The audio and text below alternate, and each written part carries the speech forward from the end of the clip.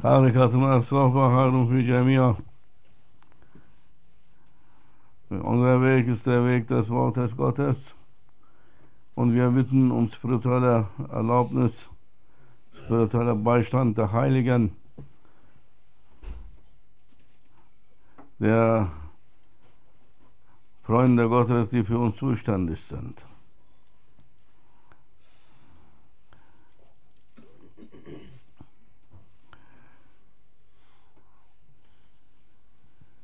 Mögen Sie uns beistehen und das geben, was wir bedürftig sind. Wer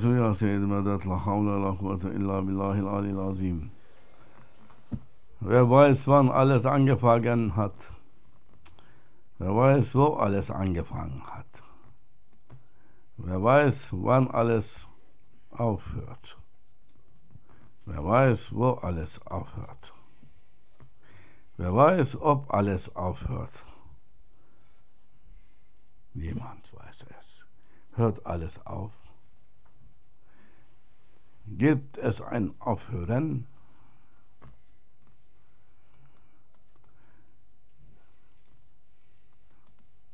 Was war vor dem Anfang? Was gibt es nach dem Ende?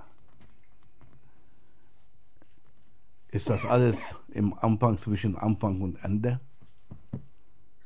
Was ist davor? Was ist danach?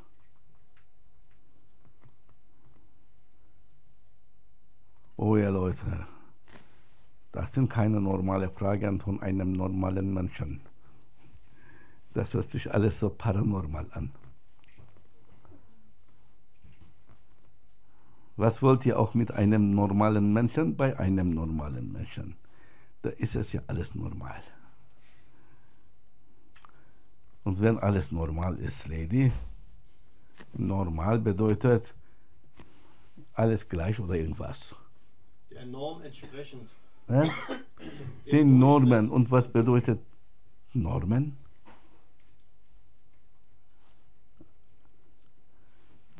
Reinhard, was bedeutet Normen? Ja? Das ist immer das Gleiche, vorgefertigt. Aha. Was bedeutet Normen? Langweilig. Ach, Goldfisch. Ist so nicht langweilig. So, aufregend. Abdullah Sagafan, was bedeutet Normen? Normgleich, normgerecht. Da bin ich auch nicht für zuständig. Ute. Ich überlege schon. Eigentlich ist es per Definition ein statistisches Mittel. Also alles, was außerhalb der Norm ist, ist nicht richtig. Alles, was innerhalb des Normen ist, statistisch. Statistisch ist alles, aber Ja, ist statistisch, oder? ja. Was bedeutet statistisch? Das meiste ist die Norm und alles, was außerhalb der Norm ist, das ist nicht so ganz richtig. Wer macht die Normen? Wer bestimmt über die Normen? Die Normalität. Die Macht der gemeinen Mehrheit. Gibt es Normen? Ha. Ja, Norm heißt das Maß und Allah gibt doch das Maß vor. Aha. Ist alles nach gleichem Maß? Wachsen alle Weißen auf dem Felde gleich groß? Wenn nicht gleich groß sind, sind das die Normen entsprechend? Oder wenn das gleich groß wächst, sind das die Normen entsprechend? Ach, lasst sein, mit Normales zu tun zu haben. Dann habt ihr so kein Problem. Bis jetzt hattet ihr kein Problem. So wie wir angefangen haben mit normal, hat das Problem angefangen. Deshalb, wir wollen paranormal. Ist der Mensch paranormal? Ist die Existenz paranormal? Ist die Existenz normal? Oder paranormal? Was bedeutet paranormal? Frage ich mich auch gerade. Nicht erklärbar. Oder erklärbar. Was ist paranormal? Es geht über die Grenzen des Normalen hinaus. Aha. Übernatürlich. Ha? Übernatürlich. Übernatürlich. Denkt ihr wirklich, die ganze Schöpfung ist natürlich? Natürlich. Natürlich?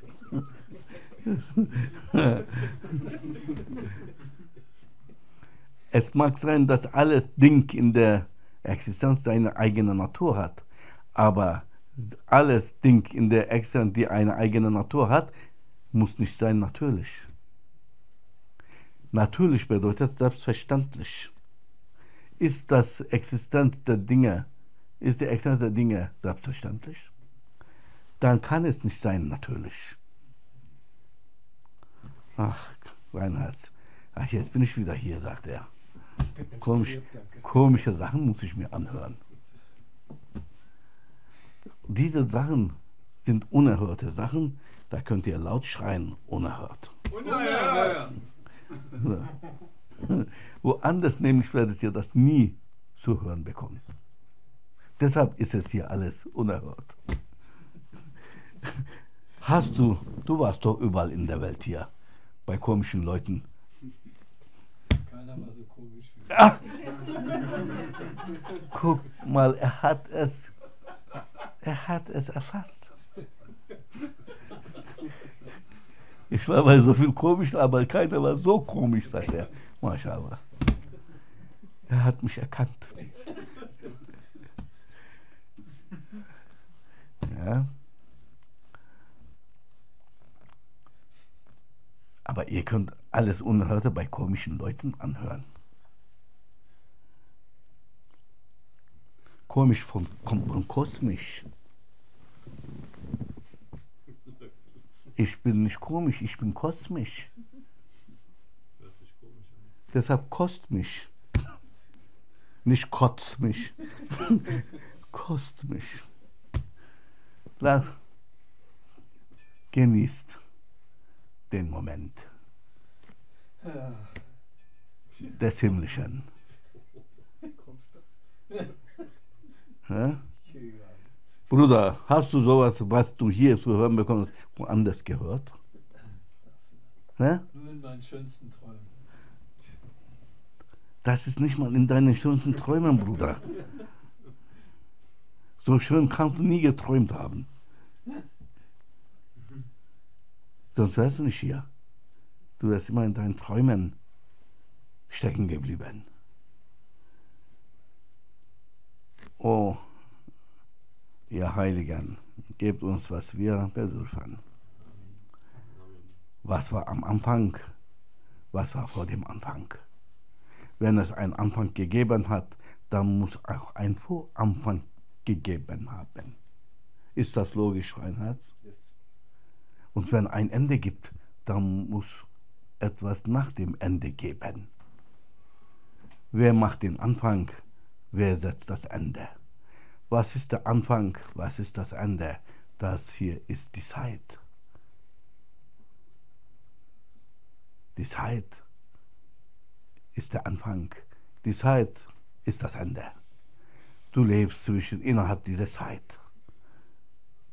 Das ist die Zeit. Ende, Anfang und Ende ist der Zeitraum deines Lebens. Und wenn dein Zeitraum zu Ende ist, deine Zeit im Raum zu Ende ist, dann was hast du? Kein Raum mehr. Weil es gibt auch keine Zeit mehr. Wo keine Zeit ist, gibt es auch keinen Raum. Kein Zeitraum mehr. Zu was? Zu existieren.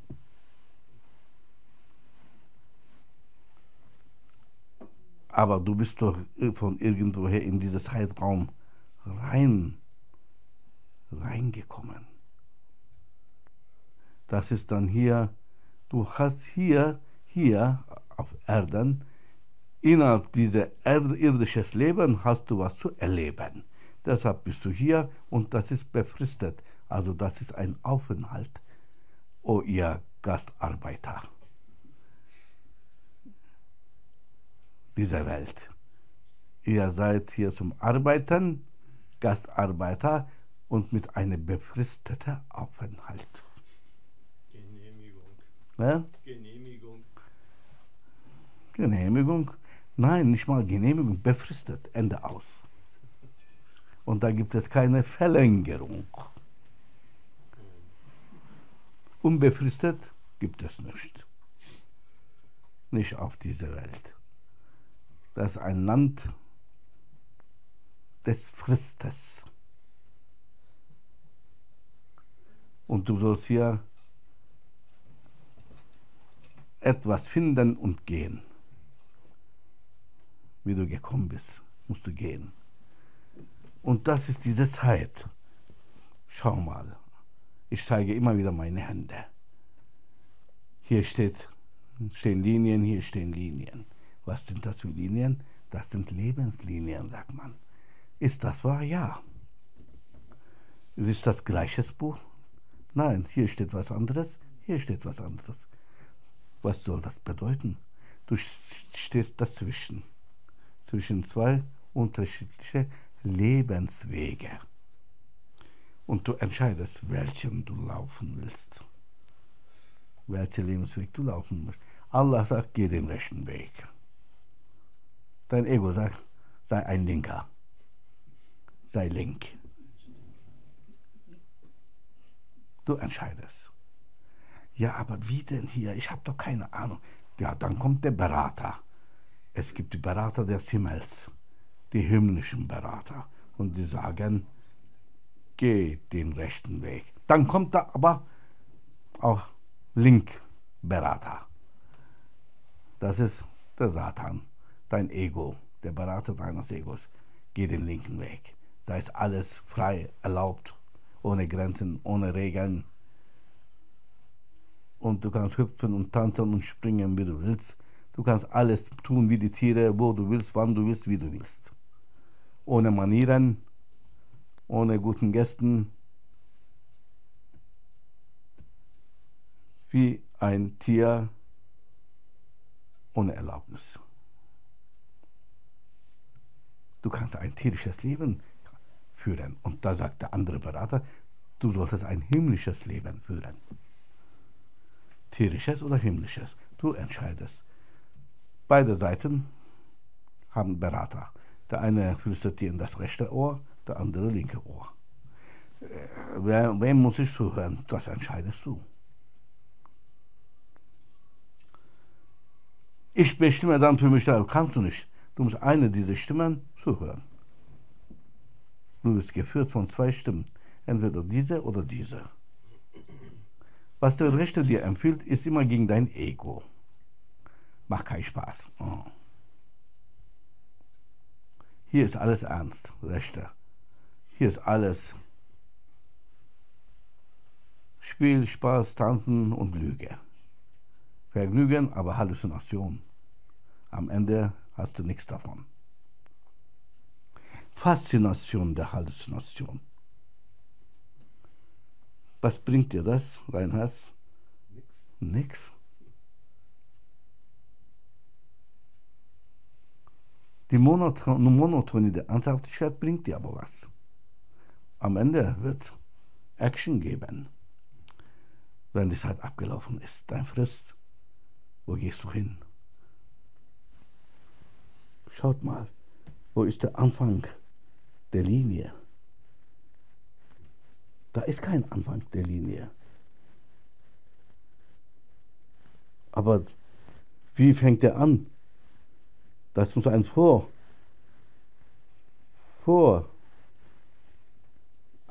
haben. Plötzlich fängt eine Linie an. Was war davor? Gibt es keine Linie? Nein.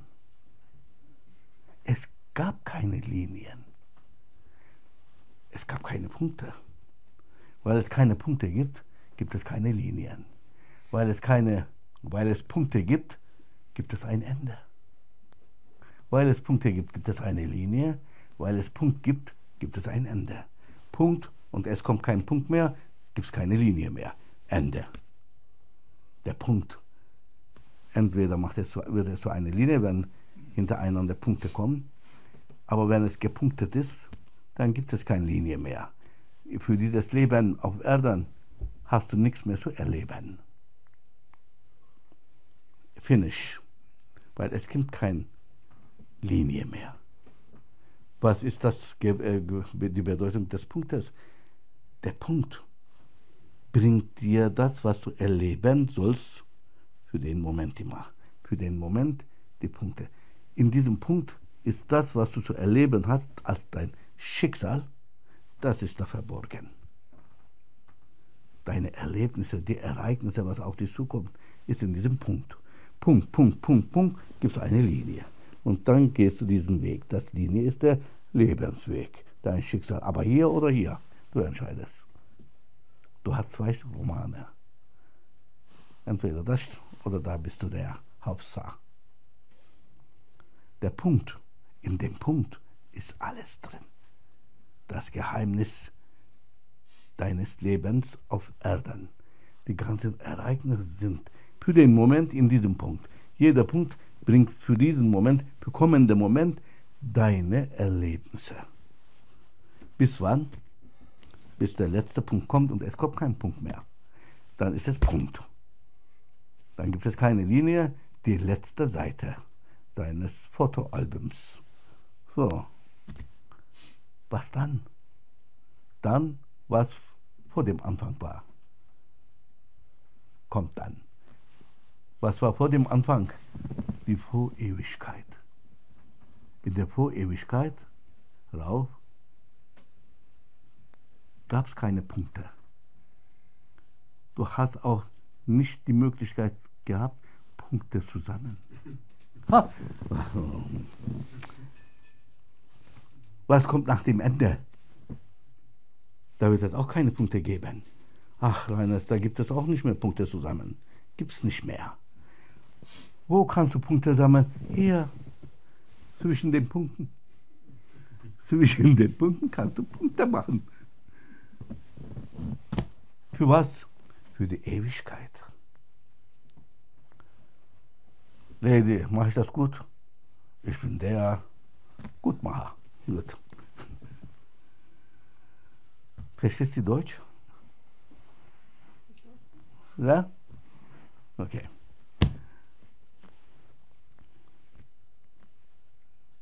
Nach dem Ende dieser Welt, irdisches Leben, denkt ihr habt wieder Lebenslinien in euren Händen?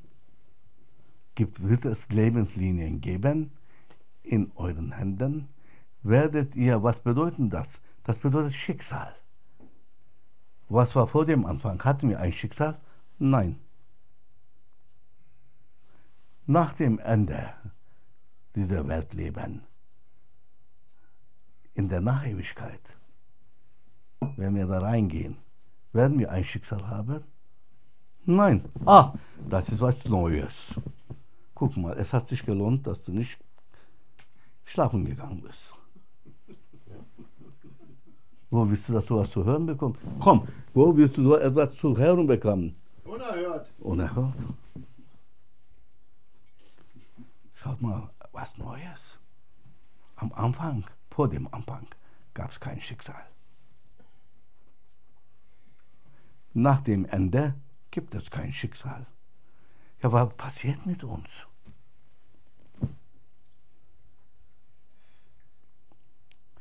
Innerhalb dieses Schicksals, was passiert mit dir? Du erlebst, was für dich vorbestimmt ist. Aha. Man hat für dich ein Schicksal geschrieben. Ein Schicksal bedeutet ein Lebensroman. 2. Du hast nur die Entscheidung, weil Allah dir Ehre gegeben hat, selber zu entscheiden, in welchem Buch du deinen Film drehen möchtest oder leben möchtest. Du bist wie dieser Schauspieler. In einem schlechten Film, das kein Bestseller wird, oder Flop oder Top-Film. Möchtest du Hauptdarsteller sein, richtig der Actionstar, der dann geklatscht wird? Oder möchtest du dieser Bad Boy sein, der auch geklatscht wird? Ja, so aber.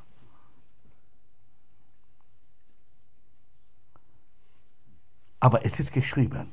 Du entscheidest nur, für welches Buch das geschrieben ist für dich. Welches Ende. Aber nach diesem letzten Punkt, was zu erleben ist, in die Nachewigkeit hinein, also in die Eternity, sagt man das? Hinein. Gibt es da auch ein Buch für uns zu erleben?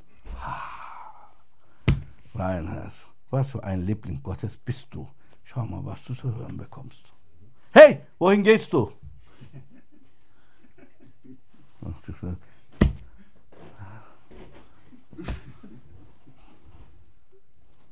Er geht Gassi. Und das ist wichtiger.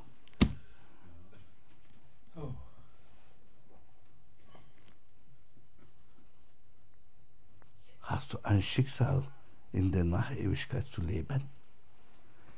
Wird es ein Schicksal für uns geben? Wer hat so eine Frage gestellt? Wer hat über so etwas überhaupt gedacht? Hier bist du bei einem Paranormalen, der komische Fragen selber stellt und noch komische Antworten selber gibt. Ihr müsst euch nicht zwingen, eine interessante Frage zu stellen. Lasst das. Mein Sheikh sagte immer, aus der Frage des Menschen erkennt man seine Intelligenzquote, IQ. Deshalb lasst lieber nicht fragen, damit wir das nicht feststellen müssen.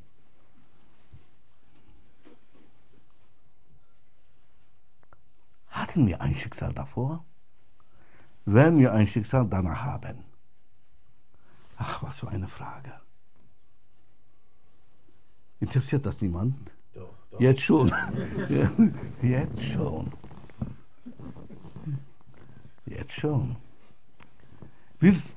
Wenn du in der Hölle gelandet bist, lassen wir das schlimme Thema, wenn du im Paradies gelandet bist. Das ist ein schönes Thema.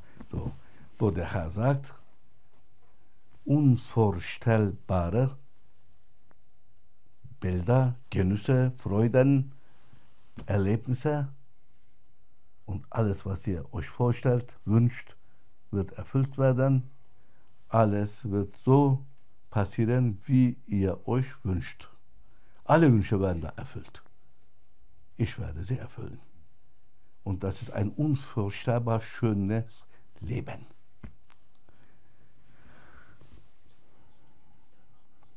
Ist das auch vorgeschrieben? Steht schon in deinem Schicksalbuch, was du da zu erleben hast? Nein. Nein. Nein. Unerhört. Unerhört. Nein. Warum nein? Weil du darfst da dir alles wünschen. Du solltest dir alles wünschen. Und wenn du keine Wünsche mehr hast, deine Wunschkapazität ist zu Ende. Allah sagt, ich werde dir das immer mehr öffnen, immer mehr Kapazität öffnen, damit du da endlos wünschen kannst. Weil ich bin der endlose Wunscherfüller. Da sollst du dir wünschen sogar. Alles Wünsche werden erfüllt. Was bedeutet das? Aber hier auf Erden, Ladies and Gentlemen, ist Wunsch, ist sich etwas zu wünschen, vielleicht doch verboten. Du solltest dir nicht so alles wünschen, damit du nicht enttäuscht bist. Warum nicht? Weil dir werden alle Wünsche nicht erfüllt werden. Das ist nicht der Ort, der Platz der Wunscherfüllung. Allah sagt das ganz direkt. Und ihr hört gar nicht dazu. Deshalb leidet ihr und seid ihr enttäuscht, weil ihr nicht hört. Er sagt das, aber ihr wollt nicht hören. Ihr wollt das nicht hören.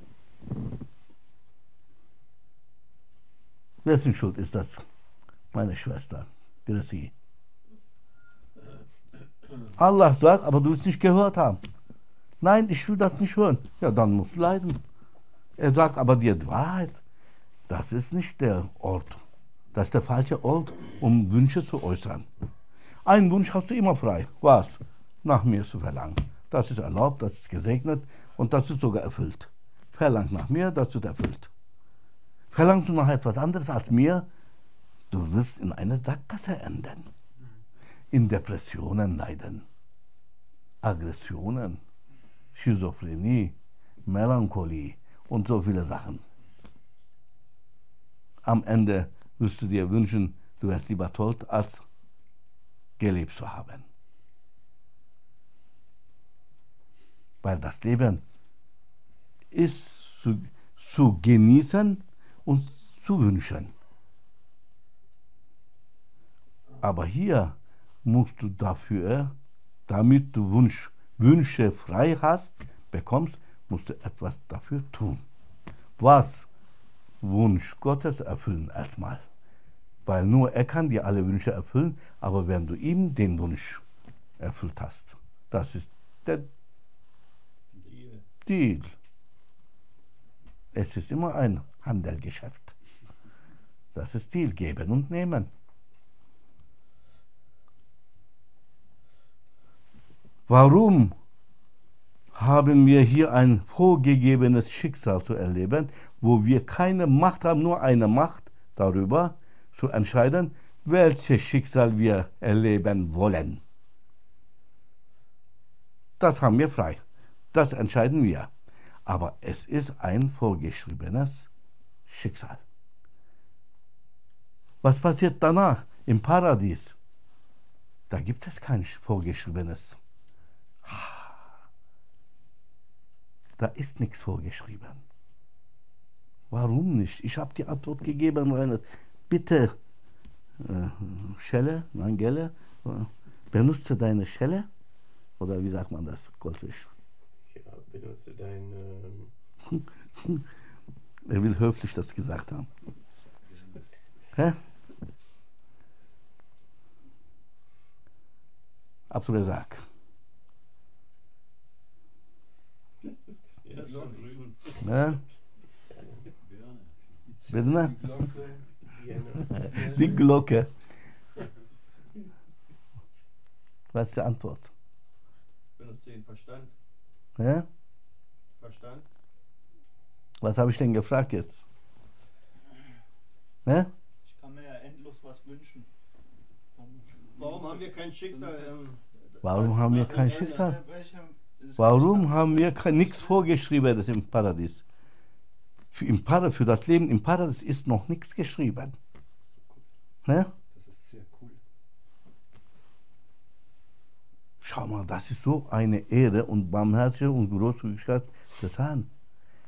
Weil er dir die Freiheit lässt für alle Ewigkeit, dass du dein Leben im Paradies, wie du dir vorstellen kannst, wie du dir wünschst, selber verlangst. Und es wird dann keine Lebenslinie geben, kein Schicksal geben. Es wird nur eigentlich immer und immer gelebt werden, was noch nie zuvor gesehen, gelebt, erlebbar und geschrieben ist. Du schreibst dein Leben da, für den Moment zum Moment, von Moment zu Moment. Du entscheidest, du schreibst deinen Lebensroman. Du hast da kein Schicksal, weil Schicksal bedeutet Zeitraum. Anfang und Ende. Schicksal, da gibt es kein Anfang und Ende mehr. Das ist Eternity. Das ist die Ewigkeit. Und da gibt es keinen Punkt. Da gibt es keinen Punkt. Weil es keinen Punkt gibt, gibt es auch keine Linien. Weil irgendwann muss, wenn es einen Punkt gibt, dann gibt es auch einen Endpunkt. Und das aber in der Ewigkeit gibt es so etwas nicht. Ewigkeit bedeutet ohne Punkt und Linie. Das ist das Leben ohne Grenzen. Und du lebst immer den Moment, für den du dich selbst entschieden hast. Ich will so haben, ich will das haben, ich will dies haben, ich will das leben und so weiter. In dem Moment, für den Moment hast du entschieden und das passiert. Du lebst immer den Moment, wie du möchtest. Allah überlässt es dir, dass du über dein Leben in der Ewigkeit selbst entscheidest. Was für ein Gott haben wir da.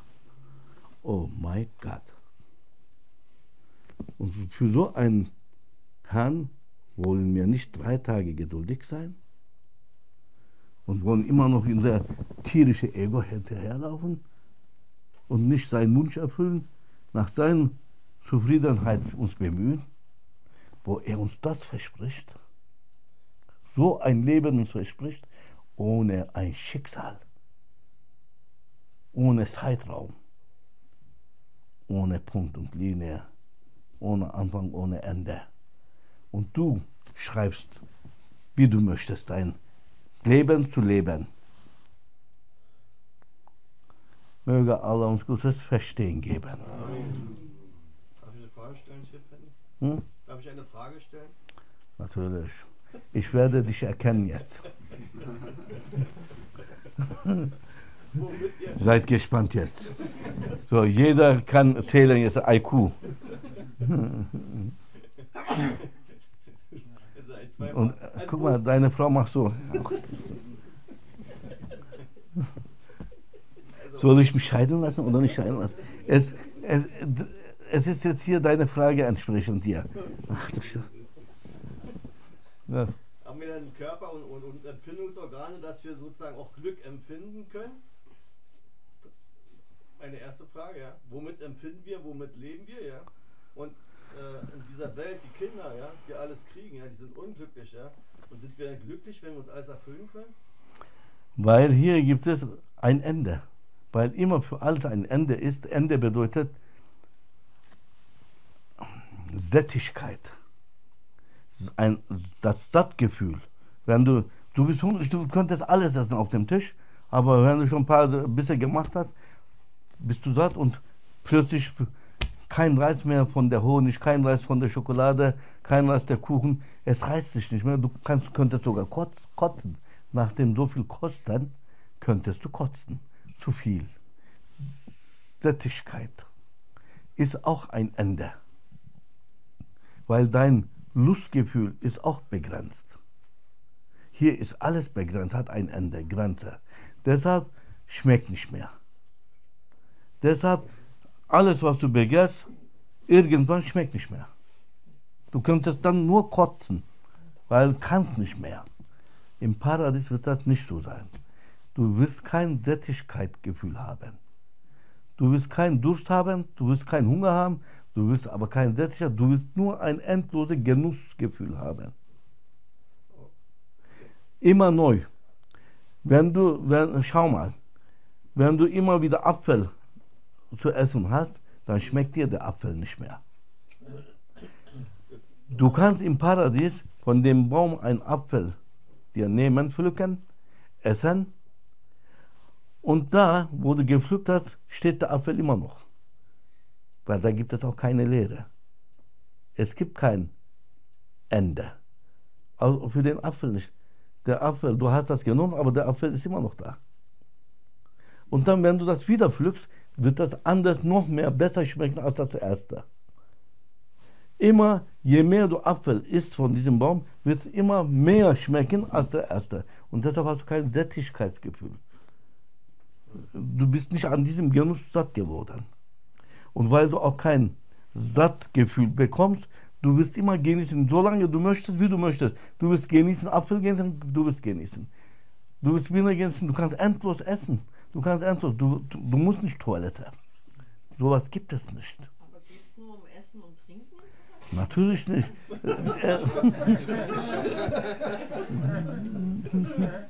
Schwester, es ist unvorstellbar, sagt Allah. Natürlich gibt es da Berge, Seen, Schweißergegend und so weiter, alles. Da sind so viele unentdeckte Welten zu entdecken und reisen. Du wirst immer auf der Reise sein. Innerhalb deines Paradieses, und jeder hat sein eigenes Paradies. Es gibt ein gemeinsames Paradies, wo alle sich gleichzeitig befinden können, unterhalten können. Dann gibt es für jeden ein eigenes, wie ein Haus. Ein endlos großes eigenes Paradies. ein Universum für sich. Da ist jeder, ist der andere niemals der Rivale, der Konkurrenz. Weil du bist in dein eigenes Universum der König. Unvorstellbar. Und du kannst so viele Abenteuer erleben. So viele schöne Sachen. Das ist alles, was wir hier auf Erden erleben. Mal reisen dahin, mal reisen dorthin, Neues entdecken und so weiter. Und mal hier so diese, wie heißt das, Bahn hier. Achterbahn. Und so weiter, diese Adrenalin etc. Das ist alles nur eine schlechte Kopie vom Paradiesleben. Da wird es unvorstellbar mehr von diesen Genüsse und Abenteuer und Spiele geben. Da keine Angst. Es geht nicht nur um Essen und Trinken. Kannst du ohne spielen. Du kannst ja alles essen. Eis essen und jetzt spielen. Das ist eigentlich eine Freude pur, endlos. Und weil es da keine Grenzen gibt, keine Sättigkeit, gibt es auch keine Linie, kein Schicksal. Schicksal bedeutet Anfang und Ende. Das ist die Bedeutung von Schicksal, Abdurrazak. Wir lernen hier die Bedeutung der Sachen. Schicksal bedeutet Anfang und Ende. Es gibt aber da kein Ende.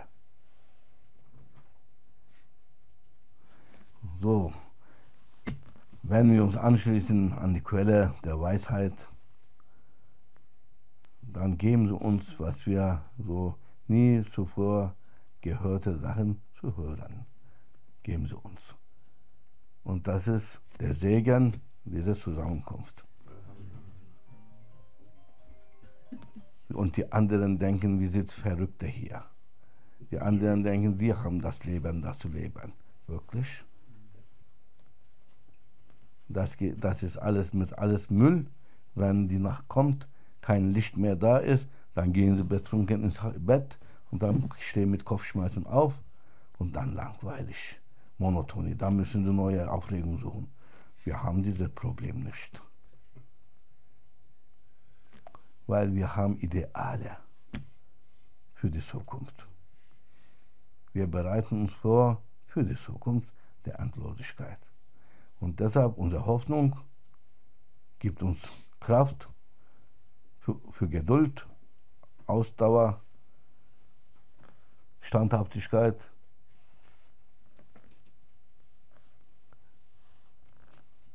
Und Kraft, dass wir diese Zeit ohne zusammenzuklappen erreichen. Amen. Und wenn das alles nicht stimmt, was haben wir dann für einen Schaden? Haben wir nicht. Wir haben Hoffnung. Ein hoffnungsvoller Mensch lebt besser. Die Reichen, da haben keine Hoffnung und machen Selbstmord. Weil sie auch alles haben und dann stellen sie im Unterbewusstsein fest, dass sie gar nichts gehabt haben. Und deshalb kiffen sie, machen sie alles Blödsinn, damit sie von dieser Welt getrennt werden. Sie wollen mit dieser Welt nichts mehr zu tun haben, deshalb trinken sie, kiffen sie, pinkern sie und so weiter, picken sie und so weiter. Habe ich pinkern gesagt? Ja. Ja? Machen sie auch. Ja. Und dann Selbstmord. Was denn? Der Mann hatte doch alles. Wirklich, wenn er alles gehabt hat, dann ist er armselig, weil alles ist begrenzt. Wenn alles gehabt bedeutet begrenzt. Und reizt nicht mehr.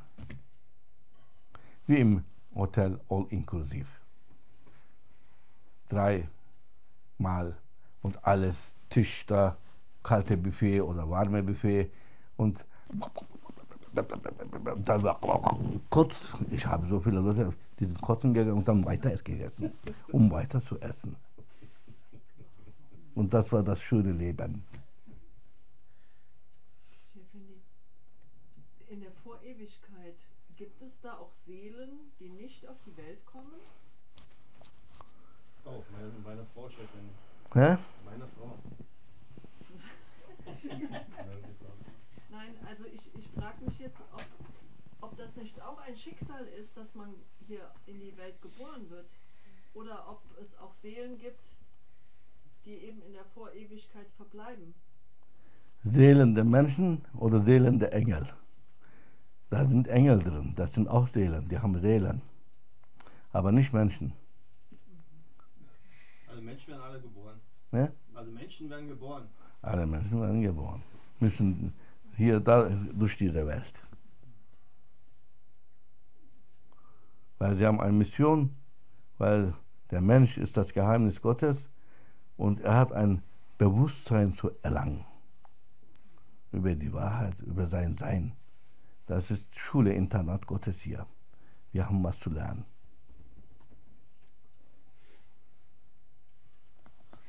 Der Mensch ist ein Geheimnis Gottes und was für ein Geheimnis. Niemand kann den wahren Menschen wirklich identifizieren und beschreiben. Kannst du nicht. Wenn du versuchst, einen wahren Menschen, also einen Menschen, der erleuchtet wurde von Gottes Licht, also einen Heiligen, so einer ist ein wahrer Mensch. Wir sind halb Menschen, halb Tiere, weil wir benehmen uns wie Tiere. Je nach unserem Verhalten sind wir Mensch oder Tier. So. Deshalb einen wahren Menschen, einen Heiligen zu beschreiben, kannst du nicht. Da musst du erstmal, wenn du kannst, die ganze Existenz zu beschreiben, wenn du kannst, alles, was in diese Existenz hineingehört und sich bewegt, sichtbar, unsichtbar, Atome, Neutronen, Moleküle und so weiter, die unsichtbaren Wesen, wenn du alles beschreiben kannst, beschrieben hast, kannst du anfangen, mit dem wahren Menschen ihn zu beschreiben, weil alles ist er. Aber die Menschheit sucht immer noch nach dem Magen der Ameise. Ist das unten oder oben? Wo ist überhaupt der Kopf? Ist der Kopf am Schwanz oder Schwanz am Kopf? Das war auch eine ganz intelligente Frage. Auf jeden Fall. Was? Auf jeden Fall. Natürlich. Allahu, Allahu, Allahu, Allah, Allahu, Allahu, Allahu, Allah, Allahu, Allahu, Allah, Allahu, Allahu, Allahu, Allah, Allahu, Allahu, Allah, Allahu,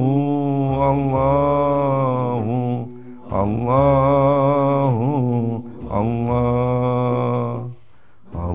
Allahümme salli ve sellim ala Nebina Muhammed aleyhisselam salaten tedumu ve tühta ileyh memerre leyali ve tulet devam. Allahümme salli ve sellim ala Nebina Muhammed aleyhisselam salaten tedumu ve tühta ileyh memerre leyali ve tulet devam. Allahümme salli ve sellim Nebbina Muhammed aleyhisselam. Salaten tedumu ve tühta ileyh merre leyali ve tulet devam. Allahu Allahu Allahu Allah Allahu Allahu Allahu Allah Allahu Allahu Allahu Allah Allahu Allahu Allahu Allah. Only one Sultan, only one life, only one way, only one truth. Hürmetli abi, Fatiha.